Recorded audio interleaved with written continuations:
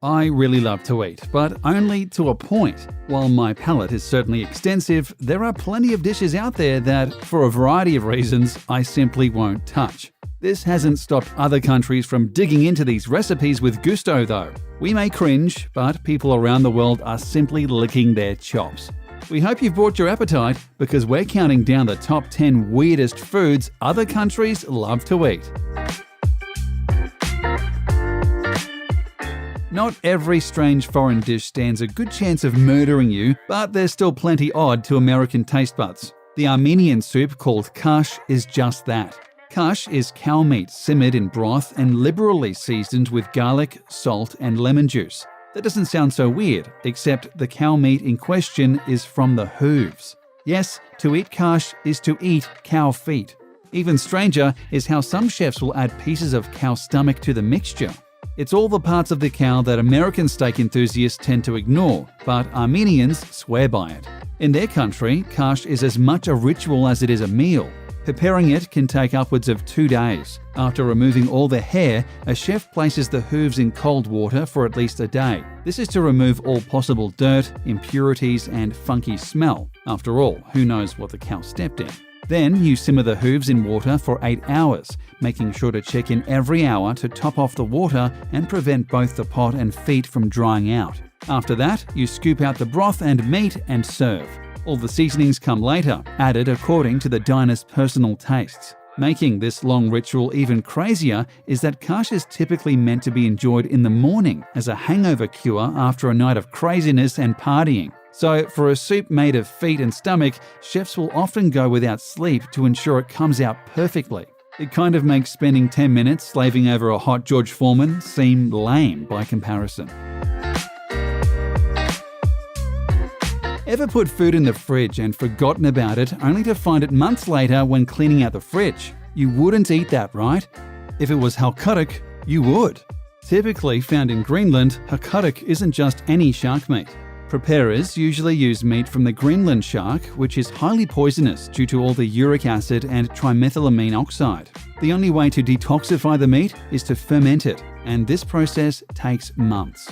First, you bury the meat in a shallow hole and cover it with gravel and large stones. This helps to remove toxic fluids from the meat, but doing so takes anywhere from 6 to 12 weeks. After that, you cut the meat up into strips and hang it out to dry. It's another several months before the meat is dry enough to serve. Once it is, you remove the now browned skin, cut the meat into cubes, and eat.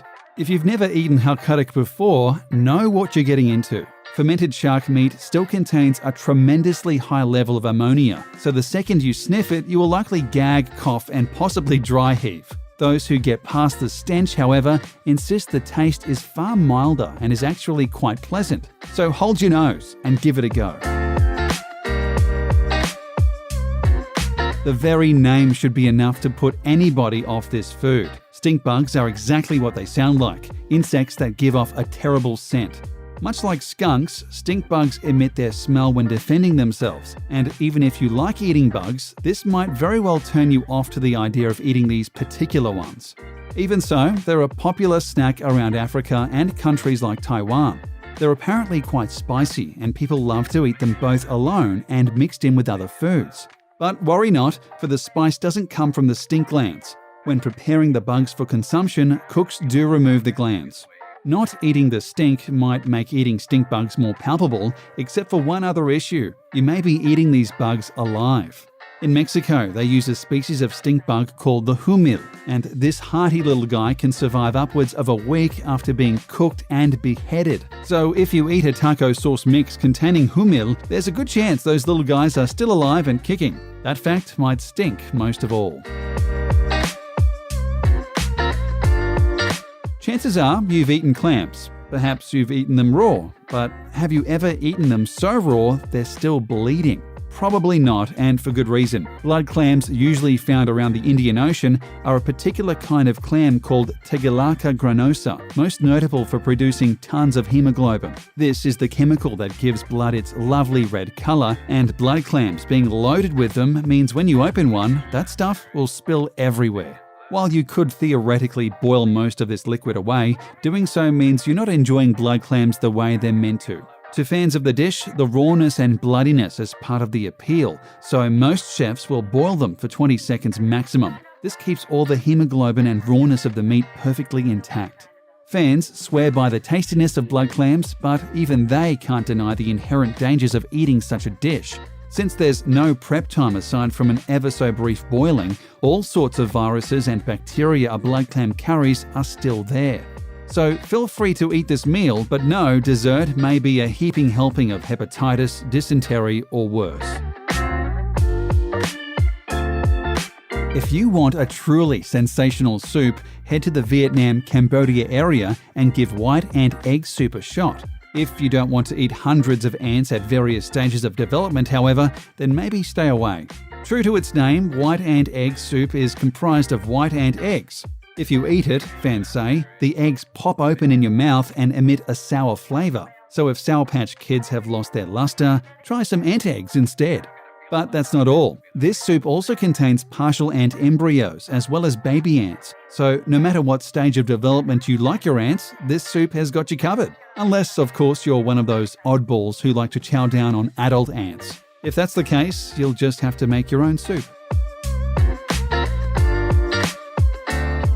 While this dish may sound like something a child may invent, or perhaps an ingredient in a witch's curse, in Japan, tuna eyeballs are a real delicacy. A tuna's eyeballs are roughly the size of a tennis ball, so there's plenty to consume. When cooked, the outer part of the eye, called the sclera, becomes extra chewy and not particularly edible. However, the inside becomes quite soft and easy to drink if that's your thing. Despite many chefs sautéing the eyeballs with flavors like soy sauce and ginger, many people report the taste as kind of bland. It sounds like the rest of tuna is far more flavorful. If you still wish to try some eyes next time you're in Japan, make absolutely sure they're cooked. Some may say you can eat the eyes raw, but doing so risks contracting all sorts of bacteria. As other foods on this list have already proven, bacteria isn't a fun part of any dining experience, so please cook your eyes before consuming them. In addition, should you try tuna eyeballs, be sure to ask for its accompanying shot called tuna's tears. It's a mixture of strong spirit soju and raw tuna fish lens, and it's likely to bring a tear to your eye as well. There's a chance you've eaten uni at your favorite sushi restaurant, or at least seen it on the menu. But do you know what it is? If you answer, it's a sea urchin, you're only partially correct. Uni is a sea urchin, yes, but there's only one part of the urchin that's even remotely edible. It's gonads. So if you order uni, understand you're about to eat an urchin's raw testicles. Each urchin contains 5 gonads, but only a small amount of urchins sport the edible kind. So when you manage to eat uni, understand you're about to consume a rare delicacy. You'll just have to get past the psychological aspect of exactly what you're eating. It's actually an incredibly versatile food, and you can find it served as sushi, sashimi, atop of bed of pasta or rice, or steamed in an eggy broth called chawanmushi. Or if you're particularly adventurous, you can simply crack open a uni like a walnut, scoop out the innards, and eat away. That is, if you're okay with eating a living creature's reproductive organs while it slowly dies in front of you. Millions upon millions of people enjoy sushi and sashimi, but most would turn and run at the extreme version of that, a Japanese dish called odoridon, where you essentially eat an octopus alive. To prepare odoridon, a chef will take an octopus or squid and chop its head off. Then they'll immediately place the raw corpse upon a bed of noodles, rice, and salmon eggs. That's it. Then they bring the freshly dead octopus to your table and it's time to eat. As you might have guessed, a headless octopus isn't actually alive, but it might as well be, given how active its nervous system is. Pour soy sauce over the body and it will start to wriggle and shake. That's because the sodium in soy sauce activates the tentacle's neurons, which have not yet shut down, to come alive.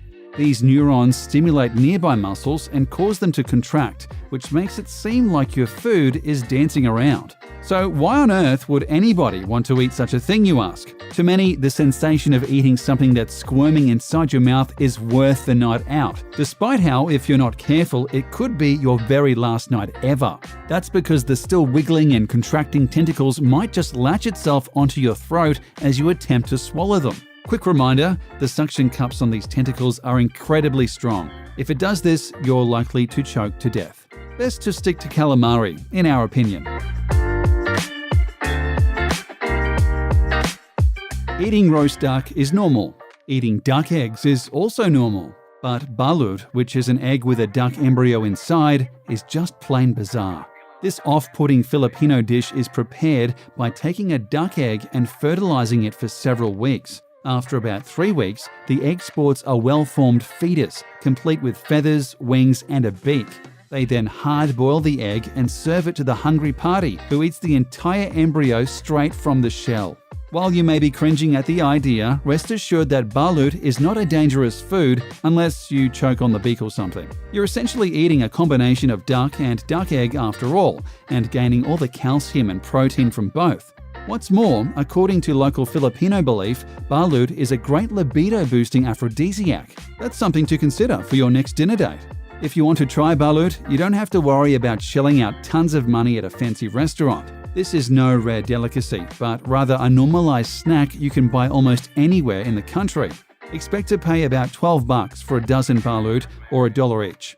That's cheaper than a McChicken and healthier to boot. Everyone likes soup, but not everyone is likely to enjoy fruit bat soup. It won't take long to understand why. To prepare this so-called soup, which you mostly find in countries like Guam, you take a wild fruit bat and boil it alive. Then you place the bat in a bowl with some coconut milk and a few vegetables. Then you eat it. That's literally it. Did you notice the recipe doesn't include instructions like debone the bat or remove the bat's hair or behead the bat? That's because you don't do any of that. You eat the whole bat, wings, eyes, nose, brain, and anything else aside from the bones, and pluck the hair out of your teeth while doing so.